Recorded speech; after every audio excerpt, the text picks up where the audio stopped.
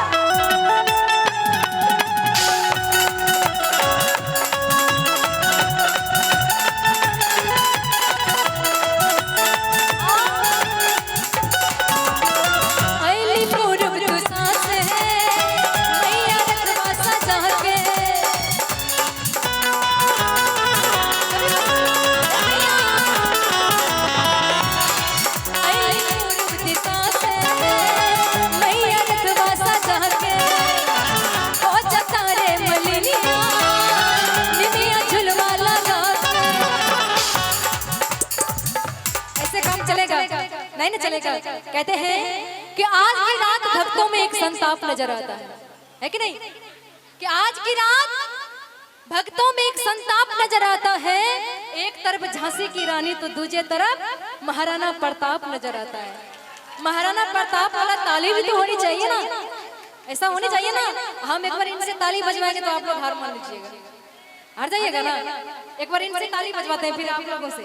एक बार आप लोग ताली बजा दीजिए जोर से, बोलिए दुर्गा मैया की। एक बार आप लोग ताली बजाइए। इधर भैया लोग के लिए तो बोल दिए, उधर चाची दीदी लोग भी हैं। किधर?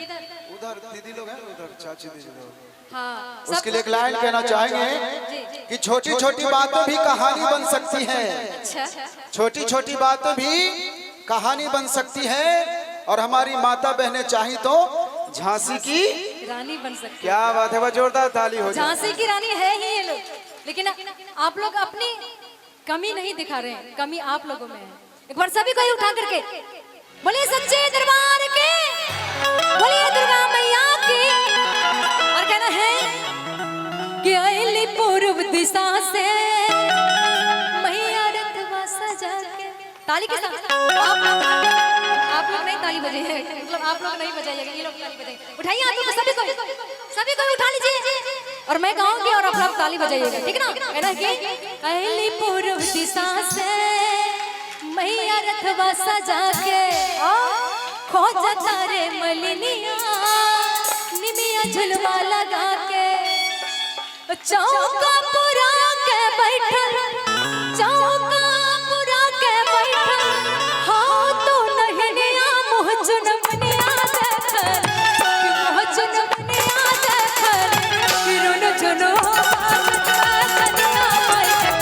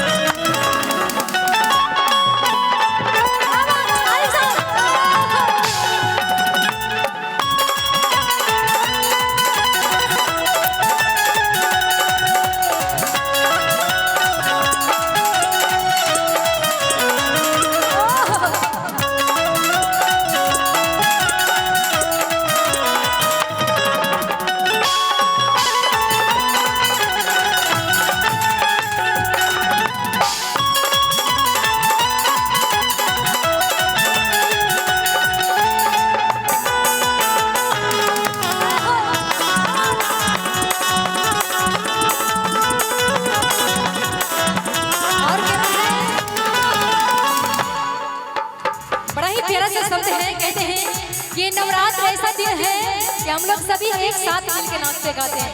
कहना है कि संग ही में नाचा तारे ससुर भसुर, छोटा का दे बरवा के चढ़ गई सुर हो।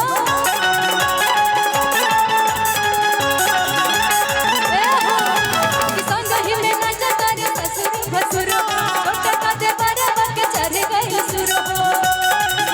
हो चाचे मन बतिया हमारे हो दीदी होई जातैया। और कहना कि मोन मगन भक्ति में ऐसन सारा बंधन तोड़ के, मोहन मगन भक्ति में ऐसन सारा बंधन तोड़ के। आज नहीं, ऐसे नहीं चलेगा। ताली होगी तभी तो मजा आएगा बजनों में।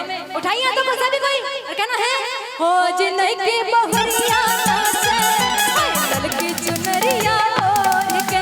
आज नहीं की बहुरिया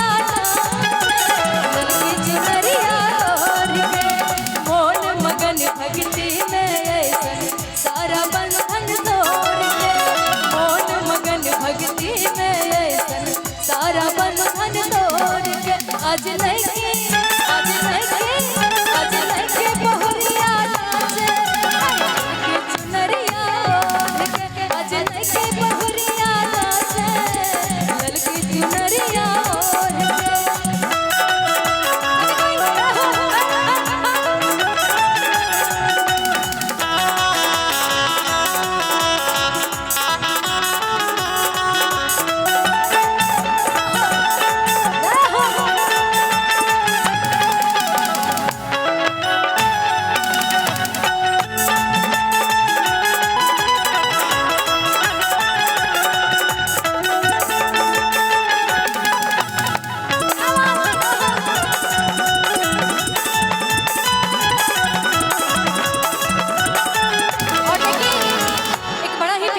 कहना है कि मैया रानी ऐसी है कि जब देने पे आ जाए तो ढेरों पे ढेर लगा देते हैं, है कि नहीं?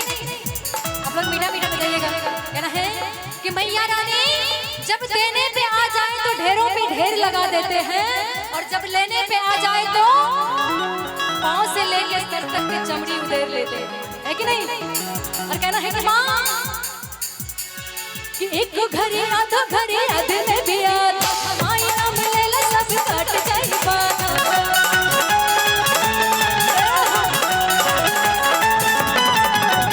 एक घड़ी आधा घड़ी आधे में भी आता, हमारी नाम ले ले सब कट जाए पाना। ए भौजी सुनो बतिया भैया होई जातैया, मोहन मगन भक्ति में ऐसा सारा बंधन तोड़ के, मोहन मगन भक्ति में सारा बंधन तोड़। ये हमारे भजन का अंतिम पंक्ति है, क्योंकि दूसरा भी कलाकार तैयार है, उन लोगों को भी समय देना है। सभी को हाथों को खोल करके एक बार सभी कोई उठा लीजिए हाथों को। कहते हैं, कहावत कहते हैं हम लोग कि आगे वाले मस्त है, क्या कहते हैं, आगे वाले मस्त है पीछे वाले जबरदस्त है। यहाँ तो उल्टा हो कि आगे पीछे वाले मस्त है, आगे वाले जबरदस्त। एक सूचना है कि इस बार का जो कीर्तन है माँ दुर्गा जागरण मंच के द्वारा कुछ ज्यादा ही विस्तार हो गया है, इसलिए मैं चाहूंगा कि पीछे जो बर्गर चाउमीन वाले का ठेली है वो सब ठेली मेन पंडाल जो है उसमें आप